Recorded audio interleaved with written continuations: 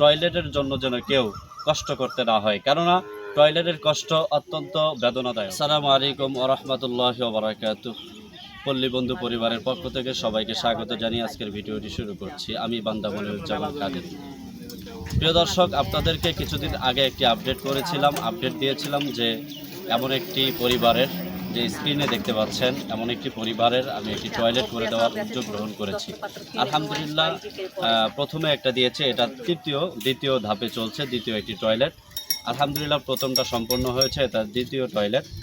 আপনাদের সহযোগিতা কামনা করছি, এভাবেই ধারাবাহিকভাবে আপনারা আমাদের পাশে থাকবেন। বিশেষ করে এটা স্পন্সর করেছেন আমাদের ইমরান হোসেন ভাই, দুবাই প্রবাসী। আলহামদুলিল্লাহ, দুবাই প্রবাসী ইমরান হোসেন ভাই, আপনি নিশ্চয়ই দেখছেন। আজকের বিষয়টা হলো যে এখানে আমরা টয়লেটটা করে দিতে পারছি না, যে কোনো কারণে টয়লেটটা হচ্ছে না। তো এখানে স্থানীয় ভাই রয়েছেন, এই ভাই প্রতিনিধি হিসাবে রয়েছেন রফিকুল ইসলাম ভাই। উনি যে কোনো কারণে হচ্ছে না টয়লেটটা, আশা করি আপনারা পরবর্তীতে করে নেবেন।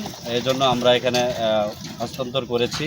এখানে রিং, স্যালাপ, টিন সহ, টিনটা কোথায়, টিনটাও আমরা গ্রহণ করেছি, টিন এবং সিঁড়ি, আমরা সব কিছুই, টিন আছে 8 পিস টিন রয়েছে আলহামদুলিল্লাহ।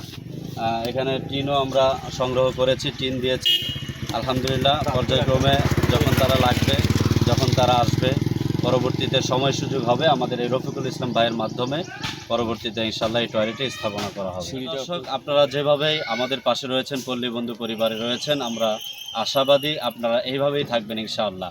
প্রতিটি মানুষ যেন টয়লেটের জন্য যেন কেউ কষ্ট করতে না হয়, কেননা টয়লেটের কষ্ট অত্যন্ত বেদনাদায়ক। তাই আসুন আমরা সকলেই মানবিক হই, মানবতার কল্যাণে আমরা সকলেই কাজ করে যাই। আল্লাহ হাফেজ।